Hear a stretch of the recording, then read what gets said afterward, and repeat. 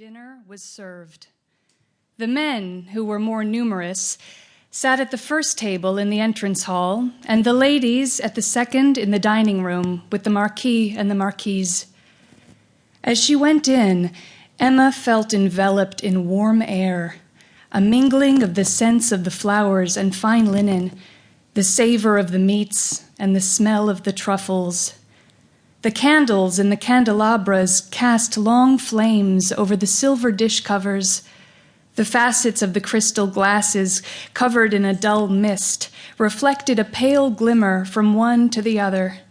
Clusters of flowers stood in a line down the whole length of the table, and on the broad-rimmed plates, napkins folded in the shape of bishop's mitres, each held in the opening between its two folds a small oval roll. The red claws of the lobsters overhung the edges of the platters. Large fruits were piled on moss in open-work baskets.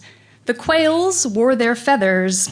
Coils of steam rose into the air, and grave as a judge in his silk stockings, knee breeches, white tie, and jabot, the butler conveyed the platters, already carved, between the shoulders of the guests, and with a flick of his spoon would cause the piece one had chosen to leap forth.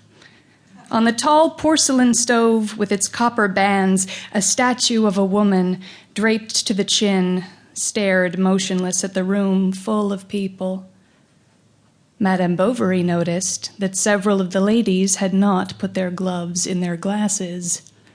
Meanwhile, at the head of the table, alone among all these women, bent over his full plate, his napkin knotted behind him like a child, an old man sat eating, drops of sauce falling from his mouth. His eyes were rimmed with red, and he wore his hair in a short pigtail wound in black ribbon. This was the Marquis's father-in-law, the old Duc de la Verdière, once a favorite of the Comte d'Artois in the days of the hunting parties at La Vaudreuil, home of the Marquis de Conflans. And he had been, they said, the lover of Queen Marie Antoinette, between the Monsieur de Coigny and the Monsieur de Lauzun.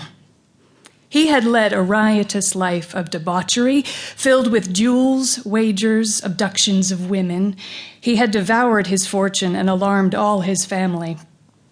A servant behind his chair named loudly in his ear the dishes he pointed at with his finger, stammering, and Emma's eyes returned again and again of their own accord to this old man with his pendulous lips as to something extraordinary and august.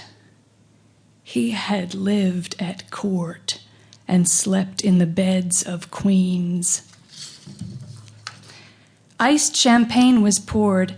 Emma shivered over every inch of her skin as she felt that cold in her mouth. She had never seen pomegranates or eaten pineapple. Even the powdered sugar seemed to her whiter and finer than elsewhere. Afterward, the ladies went up to their rooms to get ready for the ball. Emma prepared herself with the meticulous care of an actress at her debut. She arranged her hair as the hairdresser had advised and slipped into her barège gown laid out on the bed. Charles' pants were tight around his stomach. "My footstraps are going to bother me when I dance." "Dance," repeated Emma. "Yes, you're out of your mind. They'd make fun of you. Stay in your seat. Besides, it's more suitable for a doctor," she added. Charles said nothing more. He was walking back and forth, waiting for Emma to finish dressing. He saw her from behind in the mirror, between two candles. Her eyes seemed darker. Her bands of hair, gently swelling out over her ears, shone with a blue luster. A rose in her chignon trembled in its pliant stem, with artificial drops of water at the tips of the leaves. Her dress was a pale saffron, set off by 3 sprays of pom-pom roses mingled with greenery. Charles came over to kiss her on the shoulder. "Leave me alone," she said. "You're rumpling me." One could hear a violin ritornello and the sounds of a horn. She went down the stairs, resisting an impulse to run.